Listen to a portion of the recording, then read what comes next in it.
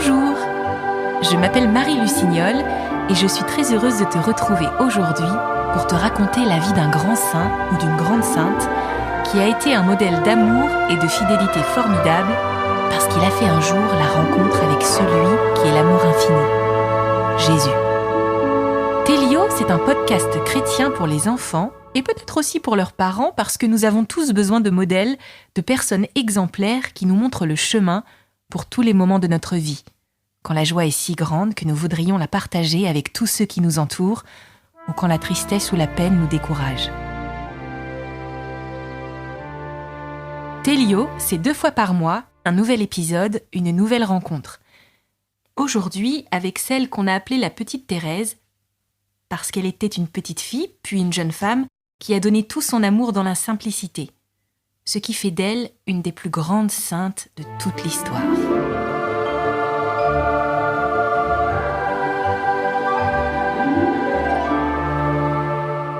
Je veux passer mon ciel à faire du bien sur la terre. Cette parole d'amour toute simple a été prononcée par une jeune femme au moment de mourir de maladie, alors qu'elle n'avait que 24 ans. Une jeune femme dont la courte vie est une des plus belles histoires de simplicité et d'amour qu'on connaisse. Elle a mené une vie si simple qu'un jour, une religieuse a dit qu'elle n'avait jamais rien fait d'extraordinaire dans sa vie. Pourtant, si sa vie a été courte, elle a été si belle et si bonne que depuis sa mort, Thérèse est devenue la sainte la plus connue et la plus respectée au monde, à l'exception bien sûr de la Vierge Marie. Elle s'appelait Thérèse Martin. Elle était la 5e fille d'une famille normande de la fin du 19e siècle qui aimait tellement Jésus qu'elle a réussi, malgré beaucoup d'obstacles, à devenir religieuse alors qu'elle n'avait que 15 ans. Alors, qu'est-ce qui a fait de cette petite Thérèse, morte à seulement 24 ans, une telle sainte ? Je vais te le raconter maintenant. Thérèse est née le 2 janvier 1873 dans une famille où il y avait déjà 4 filles, Marie, Pauline, Léonie et Céline. Les parents, Louis et Zélie Martin, formaient un couple très uni et chrétien. Ils étaient si exemplaires que l'Église catholique a déclaré qu'ils étaient saints eux aussi, comme leurs filles. À sa naissance, Thérèse est de santé fragile. C'est une époque où souvent les bébés meurent après seulement quelques jours ou quelques semaines. Déjà, Louis et Zélie ont perdu 2 petits garçons et 2 petites filles. C'est pourquoi ils décident de confier leur dernier-né à Rose, une nourrice qui va s'occuper d'elle pendant quelques mois, dans le calme de la campagne normande. Quand elle revient habiter chez ses parents, Thérèse est une petite fille joyeuse, qui manifeste un certain caractère et qui est très franche. Surtout, elle est déjà très pieuse. Dès l'âge de 3 ans, elle décide de ne jamais rien refuser à Jésus. Thérèse aime très fort sa maman, qu'elle aime suivre partout dans la maison. Elle est très attachée à son papa qui l'aime tendrement, ainsi qu'à ses 4 sœurs. La maison vit dans le bonheur et l'harmonie. Un premier malheur touche la famille quand Thérèse n'a que 4 ans. Sa maman Zélie meurt d'une maladie. Thérèse demande alors à Pauline, l'une de ses sœurs, les plus grandes, de s'occuper d'elle comme une nouvelle maman. C'est à ce moment-là que Louis Martin décide de quitter Alençon, la petite ville de Normandie, où il avait rencontré Zélie. Toute la famille va aller habiter à Lisieux, dans la belle maison des Buissonnets, pas loin de celle de l'oncle Isidore, le frère de Louis. L'épouse d'Isidore, tante Céline, va aider les grandes sœurs dans l'éducation des petites. Quand Pauline réveille Thérèse le matin, celle-ci a pour Jésus sa première pensée. Elle lui adresse une petite prière et lui offre sa journée. Le soir, avant de dormir, elle demande toujours à Pauline : « Est-ce que j'ai été mignonne aujourd'hui ? Jésus est-il content de moi ?» Thérèse aime apprendre, même si elle a du mal en orthographe et en grammaire. C'est une bonne élève qui est toujours première en catéchisme. Avec ses sœurs, elle aime surtout entrer dans les églises pour rendre visite à Jésus. Souvent, elle apporte des fleurs qu'elle dépose sous la statue de Marie et pour prier, elle danse et saute de joie. L'été, Louis l'entraîne dans des parties de pêche. Et quand on croise un pauvre en chemin, il demande à Thérèse de lui donner une pièce. Donner à un pauvre, c'est donner à Jésus. Louis Martin est un homme bon, qui appelle Thérèse sa petite reine. Il l'aime sans la gâter. Et elle aime le voir prier. Elle a dit un jour que c'est comme ça qu'elle a vu comment prient les saints. Un soir, elle voit des étoiles qui forment une lettre qui ressemble à un T. Elle dit à son père : « Regarde, papa, mon nom est inscrit dans le ciel. » Elle y voit un signe de l'amour et de la présence de Dieu. Avec ses sœurs, elle aime jouer qu'elle est une religieuse. Un jour, elle a une vision d'un vieux monsieur fatigué qui ressemble à son père. Elle comprendra beaucoup plus tard qu'il allait vieillir et tomber malade. Elle se confesse pour la première fois à l'âge de 6 ans. Ce jour-là, elle dit au prêtre : « Puisque c'est à Jésus que je parle à travers monsieur le curé, est-ce que je dois lui dire que je l'aime de tout mon cœur ?» À l'école, elle ne se plaint pas de ses camarades qui se moquent parfois de la plus petite des 5 sœurs Martin, comme si elle était leur bébé. Thérèse a le cœur fidèle. Elle ne connaît pas la méchanceté, mais elle souffre que les amitiés qu'elle a avec les enfants de son âge sont toujours passagères. Elle comprend alors que les sentiments humains ne sont pas éternels. Elle est assoiffée d'amour. Elle tourne son cœur vers Jésus qui l'attire de plus en plus. Sa sœur aînée Pauline décide de rentrer au Carmel à la suite de Marie. C'est très dur pour Thérèse, qui comprend que sa seconde maman va la quitter. Quand Pauline lui explique que c'est pour être tout le temps avec Jésus, c'est aussi un signal pour Thérèse, qui entend dans son cœur que Jésus l'attend elle aussi au Carmel. Quand elle va voir Pauline au couvent, elle ne peut pas lui parler longtemps. Elle en sort encore plus blessée à chaque fois. Elle garde pourtant son chagrin pour elle. Elle commence alors à avoir des maux de tête. Quand elle est alitée, elle dit qu'elle passe presque tout son temps à penser à Dieu. Elle aime tellement le petit Jésus de la crèche, celui qui s'est fait tout petit pour sauver les plus petits parmi nous. Elle choisit alors son futur nom quand elle deviendra religieuse. Elle s'appellera Thérèse de l'Enfant Jésus. Son état s'aggrave encore. Elle a 10 ans. On dit qu'elle souffre d'une maladie très grave. Le médecin déclare que rien ne peut la sauver. Son père fait prier une neuvaine et va dire des messes à Notre-Dame des Victoires, l'église parisienne qui aimait beaucoup Zélie Martin, la maman de Thérèse.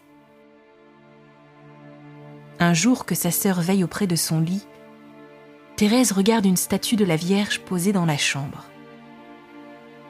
Elle voit alors que celle-ci se tourne vers elle et lui sourit. Thérèse se met à pleurer des larmes de bonheur. Elle a compris qu'elle a une maman au ciel qui l'aimera toujours. Elle est guérie. Elle sait qu'elle a failli mourir. Elle pense à tous ceux qui meurent sans avoir reçu le baptême. Un jour, elle pose cette question à monsieur le curé. « Vous dites que les enfants morts sans baptême ne verront jamais le bon Dieu. Mais il est si bon. Je suis sûre qu'il peut permettre à ces petits innocents de se réjouir avec lui. »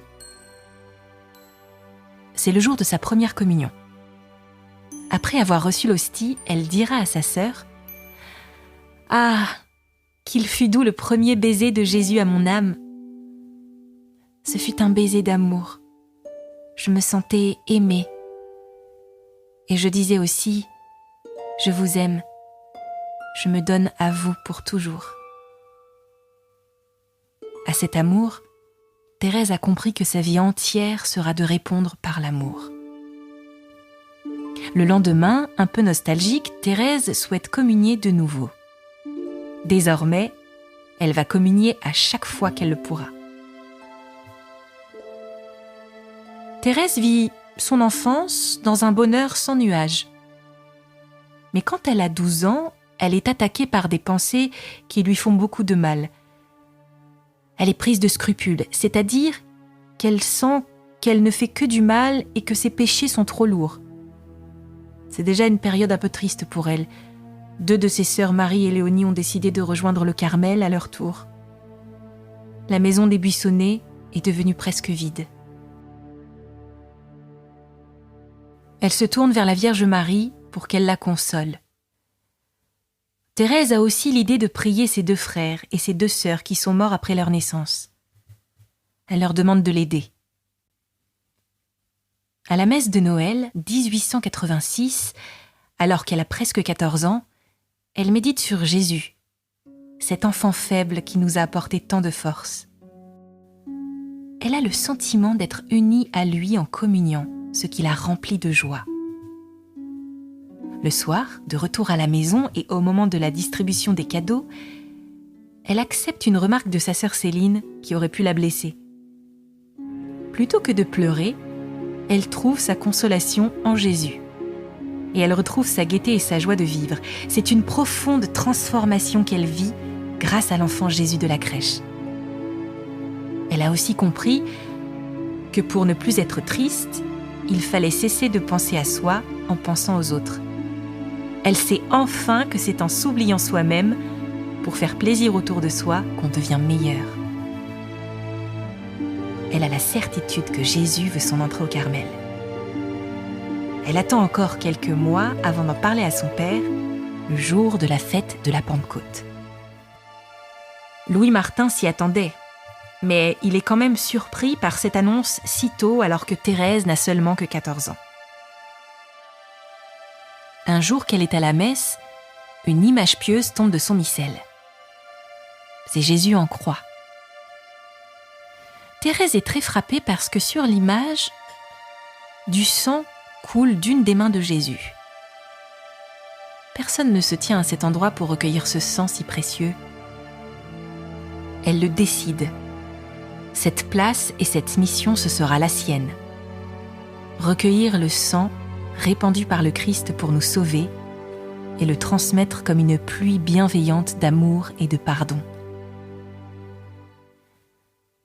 C'est l'année où doit être exécuté Panzini, un grand criminel qui est condamné à mort. Thérèse le prend pourtant en pitié et commence à beaucoup prier pour que cet homme se retourne vers Dieu avant de mourir. Elle prie aussi pour recevoir un signe que Panzini a demandé le pardon de Dieu. Le lendemain de l'exécution, elle lit dans le journal qu'au moment de monter sur l'échafaud, Panzini a refusé la prière d'un prêtre. Thérèse est très triste. Mais elle lit l'article jusqu'au bout. Juste avant de mourir, il a demandé qu'on lui apporte un crucifix qu'il a embrassé 3 fois. Thérèse pleure de joie. C'est pour elle la confirmation que Jésus la veut au Carmel pour qu'elle l'aide à sauver beaucoup d'autres pécheurs. Elle n'a que 15 ans. Thérèse est beaucoup trop jeune pour rentrer au couvent. Il va falloir qu'elle obtienne une autorisation exceptionnelle. Mais le supérieur du Carmel refuse nettement.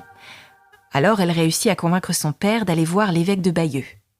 Mais celui-ci dit à Thérèse qu'elle doit rester encore quelques années dans sa famille auprès de son père. Thérèse est très triste, mais une lueur d'espoir apparaît quand son père lui apprend qu'il va l'emmener en pèlerinage à Rome. Elle va en profiter. Elle demandera la permission au pape. C'est un très beau voyage qui commence par un passage à Paris, à l'église Notre-Dame des Victoires, très chère à la famille Martin. On visite la basilique du Sacré-Cœur à Montmartre, qui est encore en construction. En chemin vers Rome, on découvre alors les belles villes d'Italie.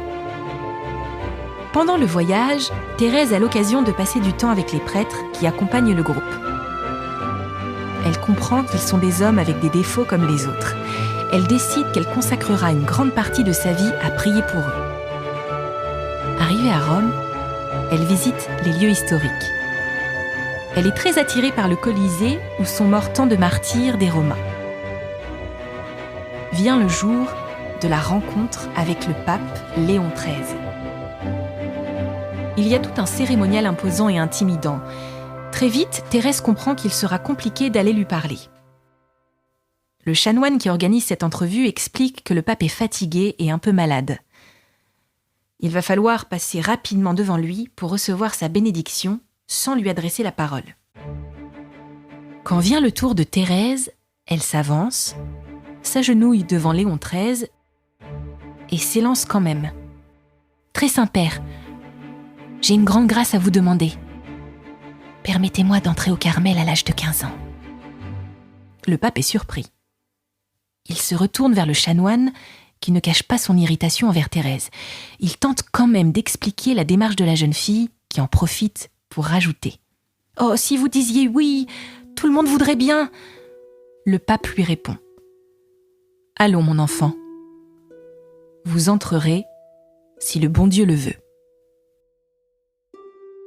Thérèse voudra encore parler et le supplier, mais elle doit déjà se relever et quitter le pape sans avoir obtenu l'autorisation qu'elle était venue chercher. Lorsqu'elle part de Rome, Thérèse est en larmes. Et si elle est très triste, la paix vient peu à peu dans son cœur pendant que le pèlerinage se termine. Après tout, elle le sait. Elle a fait tout ce dont elle était capable. Elle confie sa demande dans la prière. De retour à Lisieux, on est quelques jours avant Noël. Thérèse espère toujours rentrer au Carmel le plus tôt possible. Elle écrit de nouveau à son évêque. Et le 2 janvier, le jour de son anniversaire, elle reçoit une lettre. C'est un grand cadeau. L'évêque autorise son entrée au Carmel. Mais il va falloir attendre un peu, jusqu'à la fin du carême. Thérèse va vivre les derniers mois en famille en apprenant la patience et le respect du temps. Cette histoire n'est pas finie, mais tu es peut-être un peu fatigué. Et si c'est l'heure de dormir, je te propose de te retrouver dans quelques jours pour t'en raconter la suite. Alors bonne nuit, fais de beaux rêves.